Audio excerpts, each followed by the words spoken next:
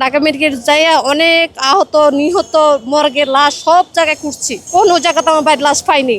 ভাইয়ের বাদ বুদ্ধিজীবী কবরস্থানে মাটি দিছে। এখন আমাদের ভাই ওখানে আছে কিনা আজও পর্যন্ত আমরা জানি না। ছবি দেখে আমরা শনাক্ত করেছি যে এটা আমার ভাই, কিন্তু আসলে তো আমরা কবরটা শনাক্ত করতে পারি না। মানুষকে এমনভাবে মাটির ব্যবস্থা করা হয়েছে, মানে কুকুরে হচ্ছে ভালো জায়গায় মানুষ সম্মান করে কবর দেয়। আমার ভাই ছোট, আমি 4 ভাই 1 বোন, আমি সবার বড়।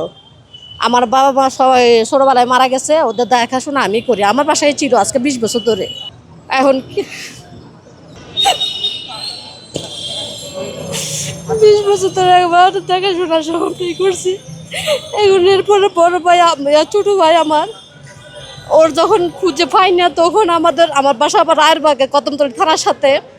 তো তখন 18 তারিখে যখন হয়েছিল ওরা খুঁজে পায় না, মোবাইলও পায় না। এরপরে শুক্রবার 19 তারিখে আমাদের এখানে অনেক যুদ্ধ, মানে আমার বাসার সামনে পুলিশ, আমি বাইরে দিতে পারতেছি না, ওর খুঁজাখুঁজি করতে পারতেছি না।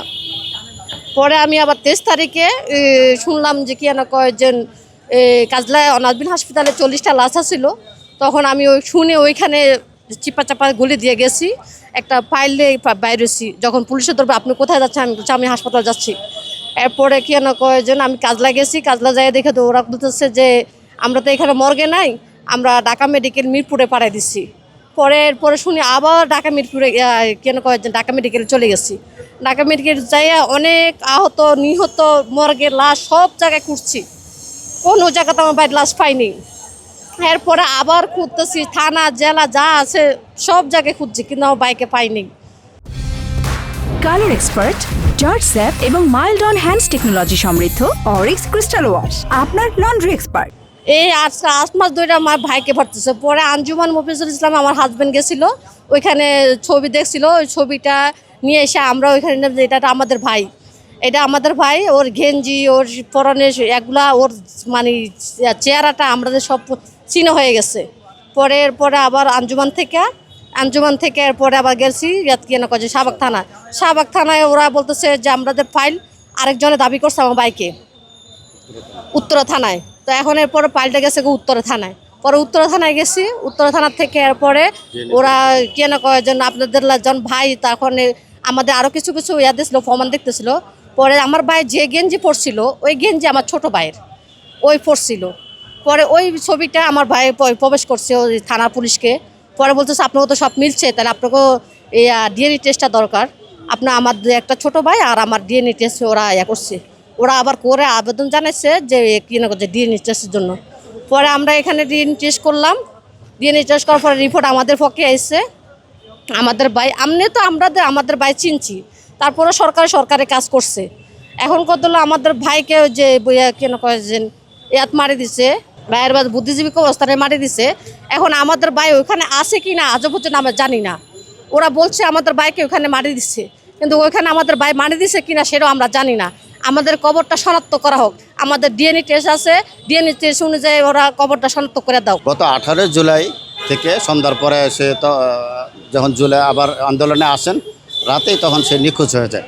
আমরা তার মোবাইল নাম্বার অনেক বন্ধ পাওয়ার পর থেকে আমরা পরে খোঁজাখুঁজি করি, বিভিন্ন জায়গায় আমরা আর খুঁজে পাইনি।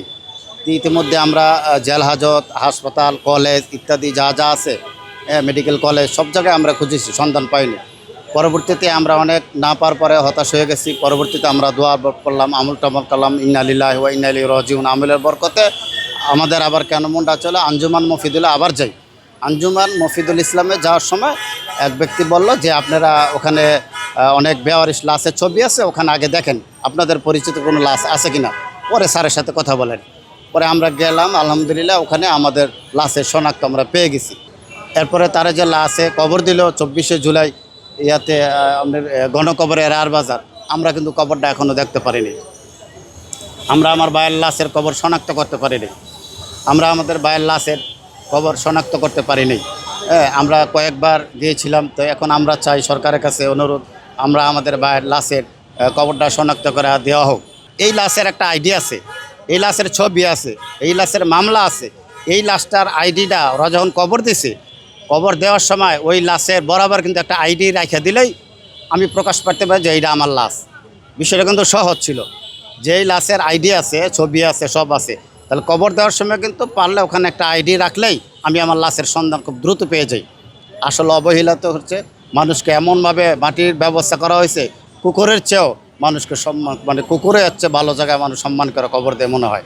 মানুষকে এইভাবে অবহেলা করে তো যেভাবে পারছে মাটি দিছে, কিন্তু আসলে তো লাস্ট কবরটা আমি দেখতে পেলাম না। সর্বশেষ ও তো এমনি মাঝে মাঝে আন্দোলনে গিয়েছিল, তো আমরা বলছিলাম আন্দোলনে আসলে যেও না, নানান সমস্যা।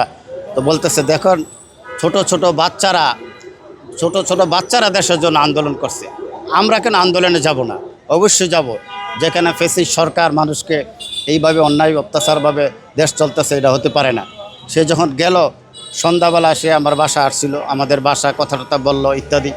তো এক জায়গায় মিলাদ পড়ছিল, মানে কিছু বিরিয়ানি নিয়ে আইছিল, বিরিয়ানি টিরানি দিয়া বাসা গিয়া এরপরে সে হুট করে চলে গেল। এরপরে যে সে আন্দোলনে যাবে এটা সে ওই সময় বলে নাই। আমরা যখন ফোন দিয়েছি, ফোনের মাধ্যমে জানতে পারলাম সে যাত্রাবাড়ি এলাকায় আছে কি, হ্যাঁ। তখন বললো আমি যাত্রাবাড়ির দিকে আসি, এখানে খুব গোলাগুলি হইতেছে, আন্দোলনে আসি ইত্যাদি। এইটুকু জানতে পারলাম আমরা 18 জুলাই রাতের 7টা 8টার পর। এরপর থেকে আমরা তার মোবাইল বন্ধ পাইলাম। তখনই আমরা ধারণা নিয়েছি সে আর নাই, সে শহীদ হয়ে গেছে।